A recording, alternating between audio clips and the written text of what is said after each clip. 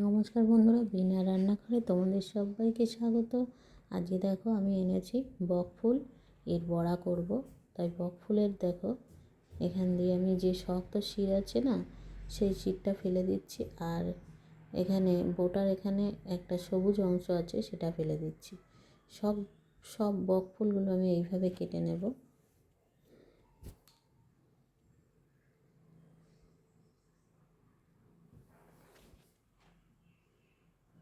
বন্ধুরা, তোমরাও অনেকেই বকফুলের বড়া খেয়েছো নিশ্চয়ই, আর তোমরা সবাই জানবে কেমন করে বকফুলের বড়া তৈরি করতে হয়।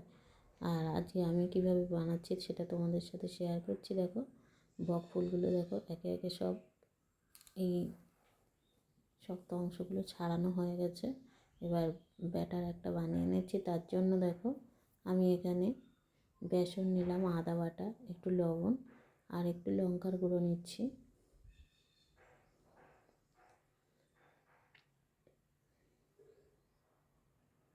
এবার নিয়ে নেব 1 চামচের মতো কালো জিরে।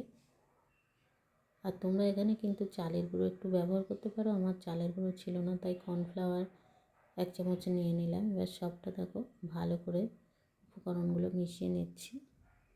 মিশিয়ে একটা ভালো ব্যাটার করে নিচ্ছি।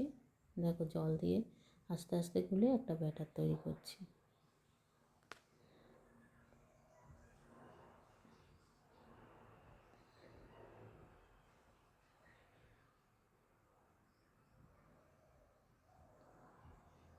এবার দেখো হাত দিয়ে আমি ভালো করে ফেটিয়ে নেব।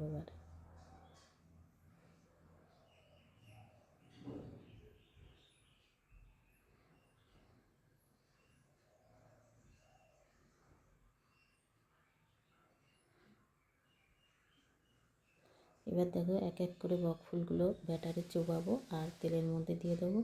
আর এদিকে দেখো গ্যাসের ওভেনে কড়াই বসিয়ে তেলটা দিয়ে দিচ্ছি। এবার একে একে বকফুলগুলো সব দিয়ে দেবো। এই বড়া খেতে কিন্তু ভীষণ টেস্ট। বন্ধুরা, পারলে একবার তোমরা খেয়ে দেখো। তোমরা নিশ্চয়ই খেয়েছো।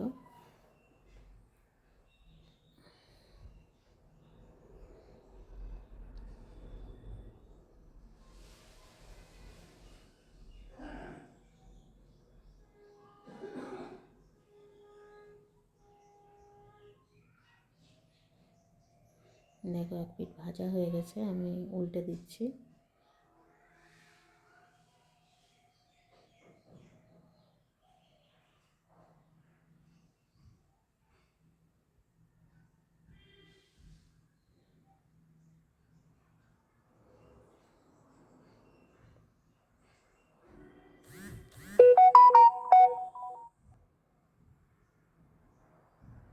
দেখো বন্ধুরা, বকফুলগুলো আমার ভাজা হয়ে গেছে। এবার আমি তুলে নিলাম।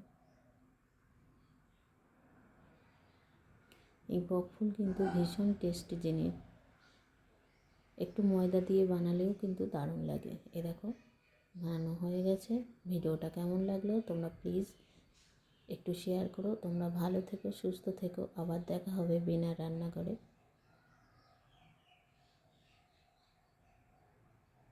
ধন্যবাদ। এবার দেখো ছোট্ট একটা পুচকি সোনা খেয়ে দেখো কেমন দেখাবে হাত দিয়ে। তোমরা একটু লক্ষ্য করো।